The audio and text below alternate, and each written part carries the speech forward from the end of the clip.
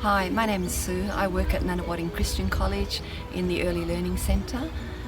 During the virus, I had the opportunity to link in with parents via phone, the families that weren't able to attend, and it was actually a really wonderful experience in that they were able to share some of the difficulties that they were going through, and we were able to stop and pray about it, and you could absolutely feel the presence of God through this.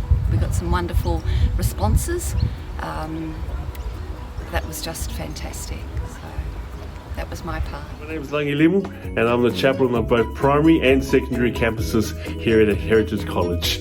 You know, COVID has certainly tested our students, our families, as well as our staff. The lockdown we're all part of has been challenging, and we know that with challenges, it creates opportunities to grow. To grow as a person, to grow professionally, and to grow spiritually as well. Some of our teachers shared that they prayed more for their students and their families more than they did before COVID hit. It's pretty cool to know that our staff, our teachers, are praying a lot more, not just for themselves, but for all their students and their families. One of the many changes in my role was taking chapel face-to-face and putting it online. And the cool thing about that, the gospel not only made its way to the students, but it made it into their homes where parents and grandparents were able to watch chapel together with their children. For some families, it's been tough and the stretches have hurt. That provided the opportunity for our college to act, to provide food parcels, to always be on the phones, and to pray over these struggling families. If anything, these uncertain times has made me do lots of praying, lots of calls, lots of emails, lots of loving. But I also needed lots of grace and lots of patience. Hi, my name's Jodie and I'm a teacher at Nunawading Christian College. 2020 has definitely been a year that we have been through it all in Victoria, hasn't it? For us at NCC, it has really shown our core emphasis, which is on relationships with God, relationships with our staff and with our community and students. In my classroom, I have really been focusing on making sure that our year 7s in my class are able to maintain relationships because they've been away for half of their first year of high school. I had a new year 7 come in term 3 and he doesn't have the opportunity to make friendships in recess and lunchtime, which is what we'd normally do. So what I do is I have been asking a question at the start of every roll mark, and every student has to answer. I don't mind if your screen is off or if you're answering in chat, but to me it's important that your voice is heard and you are part of our community. So some of those questions can be as simple as, tell us, something that brought you joy over the weekend, or share with us a story of when you have not read instructions properly and made a mistake. What is something boring about yourself? And this is really ballooned in that class to the point where they will ask me at the start of every class, because I'll come in 5 minutes early because we all like to chat. What's the question? And so, I think it's been really good. And our students, my new student actually met face to face with another student on Monday, and they already knew enough about each other to be able to chat and talk. And I'm like, that's a blessing. So yes, we're online. Yes, there are barriers, but they're only there if you let them be. So have a great Sabbath and blessings for your day. Hi everyone! I'm Miss Brown. And I'm Mrs. Conway. And we're the prep teachers of Edinburgh College. Yeah, so a little bit of how we have found this COVID time. It's certainly been unusual, to say the least. But we think we've really made the most of it here. I think number one, we've always said that we're a prep family, no matter what.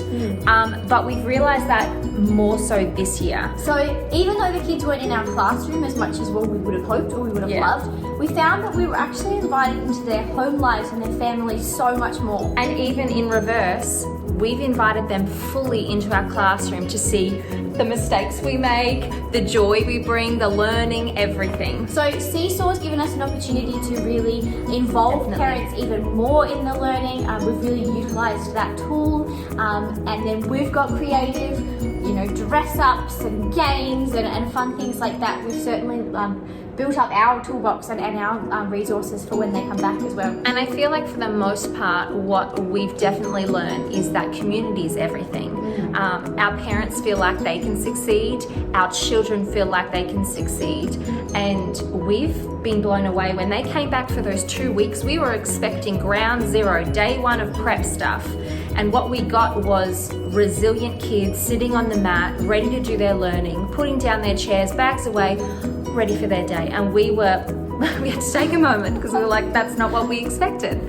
And parents as well just had that new confidence to really let their kids go and be part of this. And it's been a real big learning curve for a lot of us, but we've really, really enjoyed it. So that's our little, I guess, tidbit fun fact that we've learned over this time, that community is everything and family first. We are a prep family, and that's combined, Prep B and Prep C. Yep.